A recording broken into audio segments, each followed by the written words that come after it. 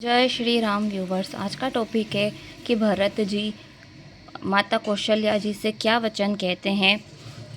वह अपने ही कारण सब समझते हैं कि राम जी का वनवास मेरे ही कारण हुआ है। अब माता कौशल्या जी के पास जाते हैं और उनसे क्या बातें करते हैं, चलिए आइए हम इस वीडियो में पढ़ते हैं। कौशल्या जी मेले वस्त्र पहने हुए हैं, चेहरा उतरा हुआ है, बहुत ही व्याकुल है, दुख के भार से शरीर खुश हो गया है, मानो सोने की सुंदर कल्पलता को वन में पाला मार गया। और भरत जी को पास आते हुए देखकर कौशल्या और दौड़ी, परंतु बीच में चक्कर आ जाने से अचेत होकर भूमि पर गिर पड़ी। यह देखकर भरत जी घबरा गए, देखी सुधी बुलाकर चरणों पर गिर पड़े। माता को बीच में चक्कर आ जाते हैं तो भरत जी बड़े ही व्याकुल हो जाते, दौड़ते हुए माता के समीप जाते उनके चरणों पर गिर पड़ते हैं। बोलते कि माता पिताजी कहाँ हैं, मुझे दिखा दो। सीता जी, दोनों भाई राम और लक्ष्मण कहाँ हैं। कैकेयी जगत में क्यों जन्मी तो फिर नीपुत्री क्यों न हो गई, जिसने कुल कलंक की अपयश का पात्र, प्रियजनों के द्रोही मुझ जैसे पुत्र को उत्पन्न किया। मेरे समान अभागा तीनों लोकों में कौन है, जिसके कारण माता तुम्हारी ऐसी दशा हुई है। माता को ऐसी दशा देख करके भरत जी अपने आप से कहते हैं कि मुझे कैकेयी ने क्यों जन्म दिया। पिताजी सूरलोक को गए, राम जी वन को गए, इन सब अनर्थों का कारण मैं हूँ। मुझको धिक्कार है। बांस के वन को जलाने के लिए आग हुआ और कठिन दाह दुख दोषों का भागी हुआ। भरत जी के मधुर वचन सुनकर माता कौशल्या जी संभल करके उठी और भरत जी को उठाकर हृदय से लगा लिया। आंखों से आंसू टपकने लगे। भरत जी की माता ने उन्हें छाती से लगा लिया, मानो श्री राम जी ही वन से लौट आए हों। फिर लक्ष्मण के छोटे भाई शत्रुघ्न से मिली। उनका दुख और प्रेम हृदय में नहीं समाता है।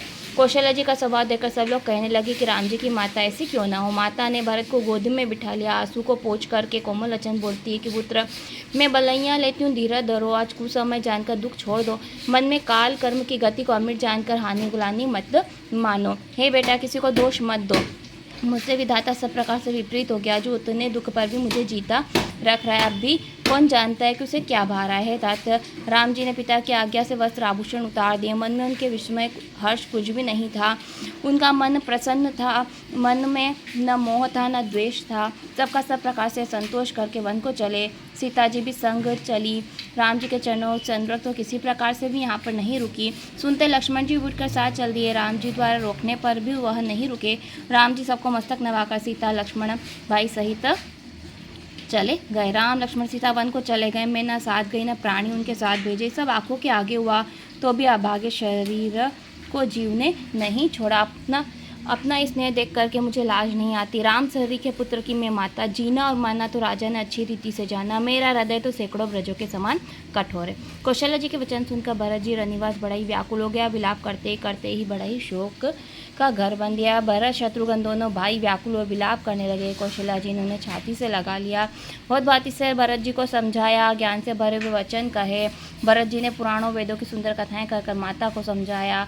फिर छल रही सिद्ध सुधी मीठी माई से भरत जी हाथ जोड़ करके बोले। अब भरत जी कहते हैं कि जो पाप, अब कहते हैं कि इस संसार में जितने भी पाप हैं, छोटे बड़े जितने पाप हैं, वह उनका पाप का जो फल मिलता है वह विधाता मुझे दे, अगर इस काम में मेरी सलाह हो तो। यह आगे की हम कहते हैं। इस प्रकार से भरत जी अपने आप को हर पापों का जिम्मेदार मानते हैं कि सीताराम जी अगर वनवास मेरे कारण हुआ है तो जितने भी जगत में पाप हैं उन सब का जो फल मिलता है वह विधाता मुझे दे। इस प्रकार से बैठे बैठे रात बीत जाती है और वशिष्ठ जी आते हैं और राजा की अंतिम क्रिया करने के लिए कहते हैं।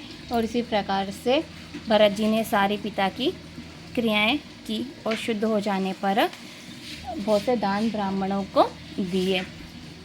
आज की वीडियो हम यहीं पर समाप्त करते हैं।